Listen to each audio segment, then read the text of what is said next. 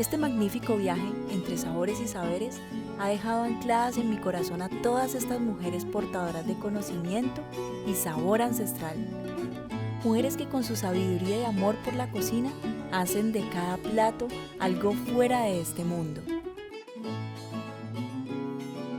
Por eso para mí este viaje aún no termina y como si se tratara del primer día, me siento llena de energía y motivación en la búsqueda de personajes icónicos y memorables que representan nuestra cultura gastronómica. Aquí no importan las distancias, el clima ni las condiciones, aquí solo importan ellas y todo lo que tienen para contarnos. Por eso me alisto de nuevo, con la mente abierta y el corazón dispuesto para entrar en una nueva historia.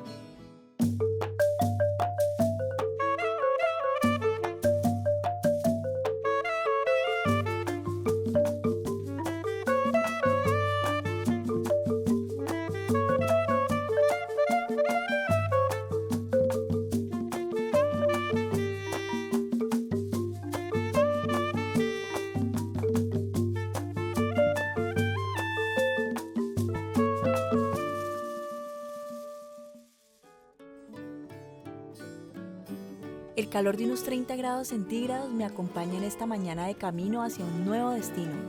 Felicidad, expectativa y mucha ansiedad es lo que siento en este momento, pues nuestra protagonista es indudablemente un tesoro patrimonial.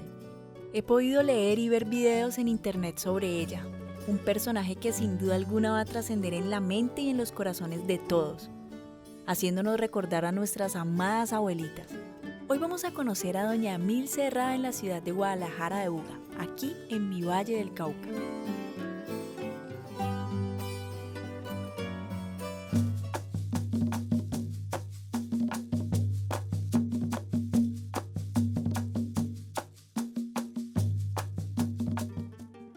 Buga, la ciudad señora, una ciudad con fuertes costumbres, gastronomía tradicional y mucha influencia religiosa, me recibe con sus brazos abiertos.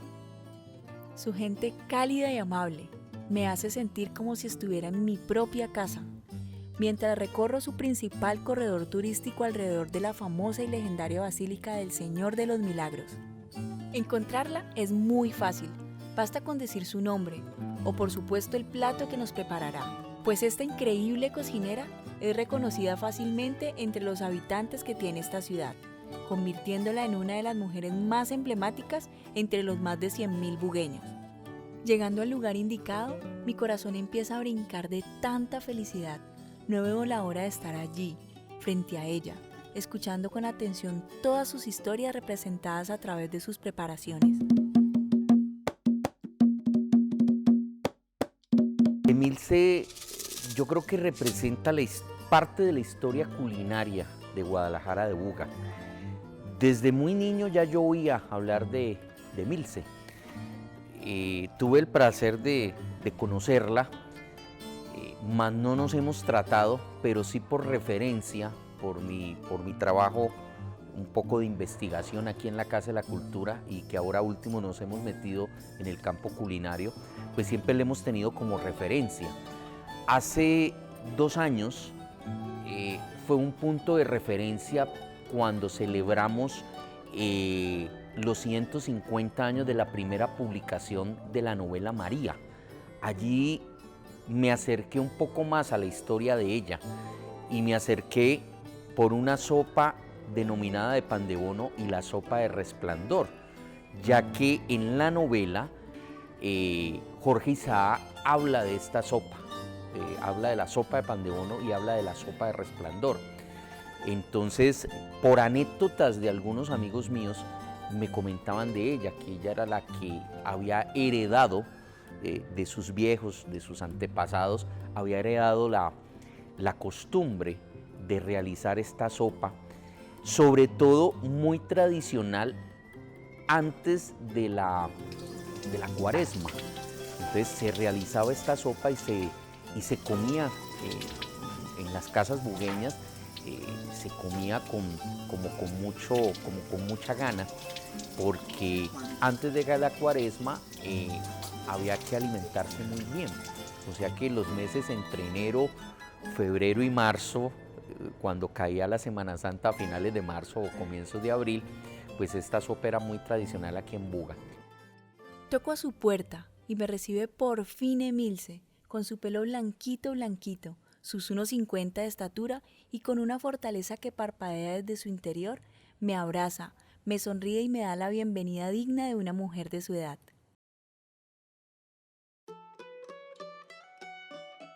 Y yo cuando estaba pequeña, nosotros nos llevaban a la misa el día domingo. Y yo llegaba y me quitaba los zapatos. Me iba para el patio a jugar con barro. Y entonces yo empezaba con un palo que llamaba palo blanco. Entonces yo con esas hojas de palo blanco, yo amasaba el barro y hacía empanadas y tamales con eso. Entonces me gustaba, desde pequeña me gustó la cocina. Pues no es que sepa hacer muchas cosas, y no, lo tradicional, el guiso. Pues el guiso para las empanadas es una cosa que queda a lo seco. Y para comer con arroz hay que dejarlo flojito. Y el secreto del guiso pues es la masa cruda, el secreto del atollado, la longaniza. Una sopa de arroz sin longaniza no es atollado. Esta lúcida mujer nos cuenta con mucha seguridad detalles de su vida, dejando en duda sus más de 87 años. Aprendió sobre la cocina bayuna desde que era muy jovencita, de la mano de su abuela y su madre, la que por muchos años tuvo un puesto de comida en la galería. También fue una mujer muy trabajadora, y entonces ella ya puso un puesto en la galería. Entonces yo desde los 12 años le empecé a ayudar a ella en la galería. Ella ya vendía la masa cruda, vendía la harina, vendía tortillas, vendía pan de bono, vendía arepas, pan de yuca, la hoja de plátano. En ese tiempo se usaba mucho el bejuco para amarrar los tamales. Todo eso se vendía allá, naranja agria, y para los diciembres el desamargado. Siempre aquí se pelaba la fruta, se cocinaba y se hacía el dulce en caldo, se hacía el majar blanco para vender, porque la gente venía a encargarle mucho a ella eso, natilla, todo eso. Por mi abuela, la mamá de mi papá, que ella fue una mujer muy trabajadora. Ella hacía el pan de bono trasnochado, hacía el pan de bono del día, hacía tortillas, hacía suspiros, hacía longaniza, hacía chorizos. Fue una mujer muy, muy trabajadora. Y entonces eso lo heredé yo, y mi mamá también trabajó mucho eso. Pues ella empezaba, preparaba el pan de bono trasnochado, pues era con yuca, maíz y el queso. Eso había que picar la yuca, yo le ayudaba como a picar la yuca así bien pequeñita. Entonces todo eso se revolvía y luego eso se molía que quedara bien fino. Luego en unas latas se colocaba hojas de plátano y uno hacía las bolitas y las tiraba. Entonces el pan de bono daba la forma. Y entonces le llaman trasnochado porque ese se prepara por la noche y al otro día se hornea. Después que llama pan de bono trasnochado. Y a ese trasnochado eso se le echa un pedacito de arracacha y un pedacito de panela rallada para que le dé el color.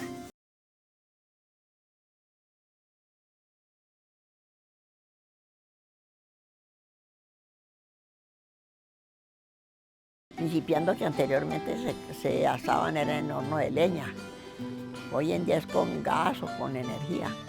Entonces el sabor no es igual. Pero no solo su madre marcó su vida, pues de su padre, quien fue un músico, conserva muy bellos recuerdos. Era mi papá, mi mamá, Leida, que ya mi hermana, que ya la que me seguía a mí, que ya hizo 10 años murió. Luego Aida, después de 9 años. Nosotros nos bajamos aquí en enero, un mes de enero, no me acuerdo prácticamente la fecha, pero sí en el año 1942, y Aida nació el 6 de mayo del 42. Luego siguió Magnolia, la menor. Mi papá era músico, tocaba bandola. Tocó con la orquesta de Mario González, Ignacio Álvarez, que habían buenas orquestas en ese tiempo aquí en Buga. Con el Mono Núñez, mi papá tocaba. También en Ginebra. Me alcanzo a recordar un poquito. Pues él hizo muchos pasillos, y bambucos, pero esa música se perdió. Eso no dieron como con el, mejor dicho, esas partituras se perdieron en Bogotá.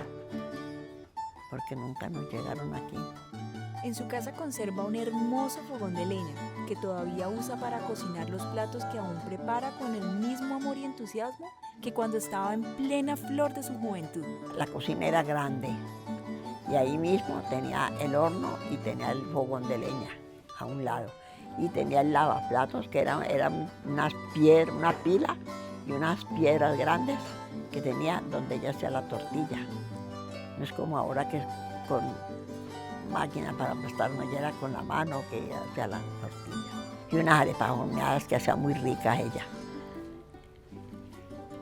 Unas arepas horneadas, hacía suspiros, hacía cuaresmeros, porque fue una mujer demasiado trabajadora.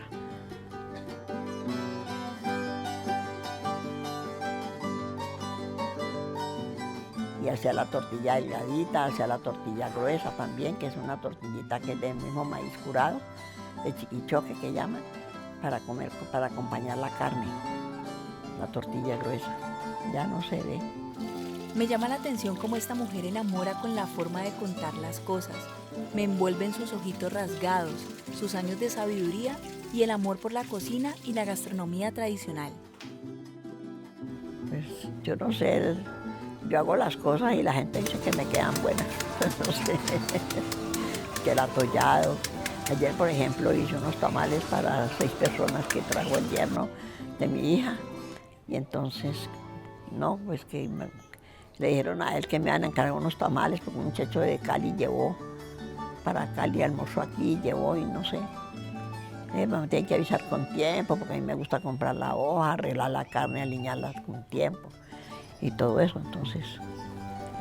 Doña Emilce es toda una embajadora de la comida bugueña y además de preparar la deliciosa sopa de resplandor, es una de las pocas personas que preparan las deliciosas y famosas empanadas de arroz con leche, un plato que yo no sabía que existía, pero que imagino es un manjar que viene de sus manos y su sabiduría. Y la empanada de arroz de leche, uno hace el arroz de leche que quede bien seco, que no puede quedar mojadito, porque si no se revientan. Entonces, con la misma masa que se hace la empanada de guiso, se hace la pampa. De eso se le echa, el arroz de leche se le echa queso picadito pequeño. Fuera de eso, cuando ya uno en vez de echarle guiso de sal, entonces se echa la cucharada de arroz de leche y se le echa un pedacito de queso y ya se tapan y se fritan. Quedan deliciosas. Y aquí es que las hacemos de vez en cuando, porque eso no, aquí no, en Buga no las hacen. Y ahora como 15 días, 20 días estuve en Tuluá, que me llevaron a una también de gastronomía. Y entonces unas señoras de Guacarí llevaron las empanadas de arroz de leche, pero no. Que asada, yo pensé, porque yo vi las hojas de viado, entonces yo pensé que eran pan de horno o empanadas de cambray. No, eran empanadas de arroz de leche, pero no, ni la sombra. Me las tuve que comer porque estaban allá al lado. Me las tuve que comer. Como el arroz muy blandito, muy flojo y muy blanditas. Muy blanditas. Inclusive yo al chef, al muchacho Juan Carlos, el que me llevó a Tuluá, yo le dije, yo tengo que invitar a ponernos de acuerdo cuando tiene tiempo.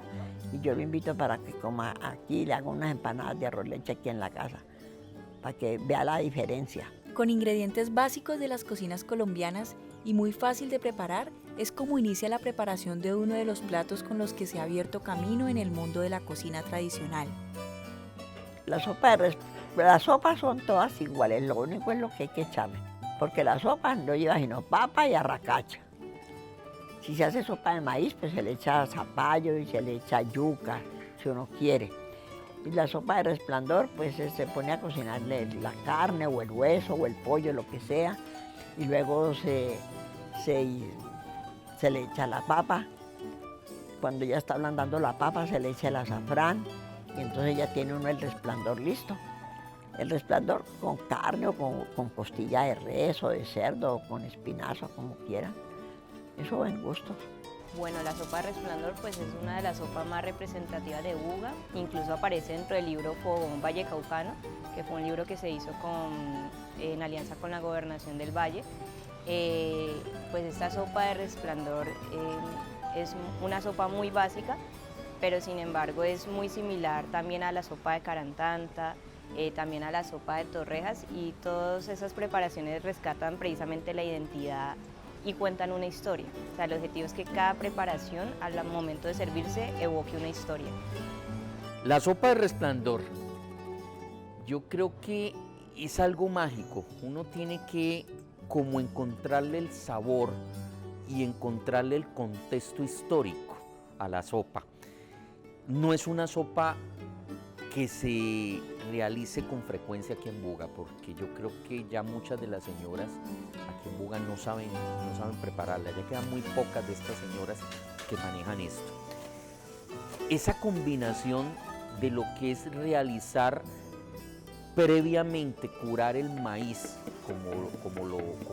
como ella lo hace, de curar el maíz, hacer esa revoltura, no solamente con sus manos inicialmente, sino con un mecedor, porque pues lo tienen que colocar a altas temperaturas y preferiblemente pues en una vasija de barro, para posteriormente extender esa masa y realizar unos cuadritos o unos triángulos como se quiera tomar, y posteriormente hacer un caldo básico, que yo diría que esos son como los dos secretos. El secreto es la buena composición del maíz, la buena fermentación del maíz. Ella muy sabiamente le oía decir que había que fermentarlo por 2 o 3 días y estarle moviendo el agua para que el maíz creciera, y posteriormente moler ese maíz, pero pasarlo por ese molino varias veces, cosa que nos quedara prácticamente un polvillo blanco para poder realizar y extender bien la masa. Posteriormente esa masa, hacer los cuadritos, dejarla secar, dejarla que endureciera un poco y combinarla con un caldo básico. Y ese caldo básico, si era época de Cuaresma, no llevaba ninguna de las carnes, pero si era época anterior a la Cuaresma, podía ser un consomé que lo realizaban con cerdo, o la combinación de cerdo y pollo, o cerdo y gallina, dependiendo de la época nuevamente. Y papa amarilla o papa criolla, que no puede faltar, porque yo diría que ese es el tercer secreto que tiene la sopa. No puede faltar el perejil, y no puede faltar pues las esencias principales y esos toques misteriosos que le hacen estas señoras a esta sopa. Yo diría que es una sopa muy fácil de preparar por lo del caldo básico, pero muy difícil de ejecutar por la elaboración de la masa con el maíz. Ese es de los secretos primordiales que tiene la sopa de resplandor.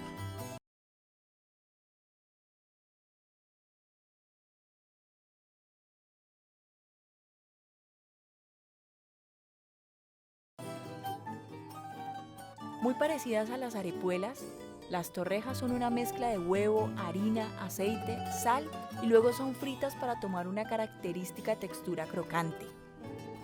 Mientras lo hace, me entusiasma tanto ver cómo, a pesar de su avanzada edad, sigue haciéndolo con una fortaleza increíble.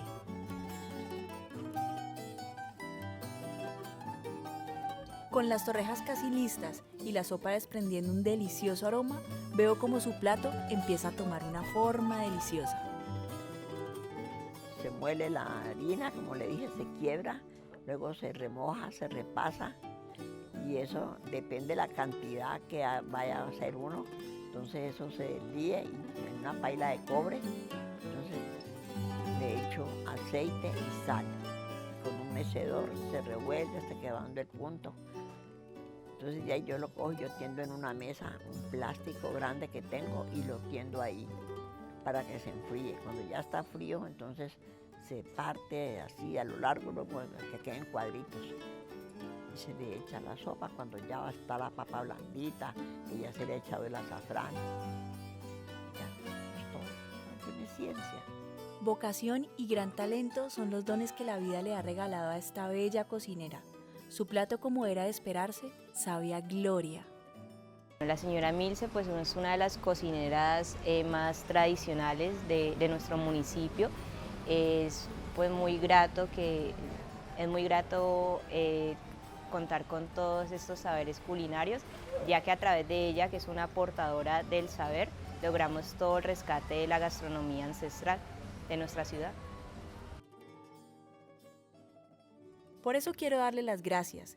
Gracias por preparar a lo largo de su vida estos platos que son dignos de reconocimiento, porque sé que son hechos con trabajo, esfuerzo, pero sobre todo con mucho amor. Es importante que estas mujeres nos brinden todos sus saberes, o sea, que podamos compartir con ellas todos sus saberes culinarios, ya que estos hacen parte del patrimonio cultural inmaterial del país como tal. Entonces todo eso es de rescatar, de conmemorar todo el trabajo de ellas, las recetas que han pasado de generación en generación y continuarlas, que a la larga se conviertan en un producto turístico para cada municipio. Qué rico que llegáramos a un restaurante y nos ofrecieran una sopa de resplandor o una sopa de pan de bono o unos suyucos o una samba o cualquiera de estos platos muy tradicionales. Hoy en día es muy difícil de conseguir ese tipo de cosas. Yo creo que el rescate que se está haciendo a nivel del Valle del Cauca con todos estos encuentros de cocinas ancestrales y todas estas publicaciones que se están haciendo sobre estos amasijos y estas cosas deliciosas que se prepararon hace algunos años, es sumamente importante porque la juventud en este momento, tú le hablas de esto y no tiene ni cinco de imaginación de qué les estamos hablando. O sea que es una recuperación y yo creo que en buena hora se estén haciendo esta cantidad de eventos y esta cantidad de documentales y tratar de mantener esa tradición, porque hay tradición que no está escrita y lo que no está escrito se lo llevan las palabras, se lo lleva el viento y se nos mueren estas viejas y se nos van a llevar las recetas y sobre todo los buenos secretos que ellas tienen para realizar este tipo de cosas. O sea que fundamental y bienvenido que se estén haciendo este tipo de cosas para que estas nuevas generaciones conozcan esa historia gastronómica tan linda que tenemos no solamente en el Valle del Cauca, sino en Colombia y en realidad en toda América.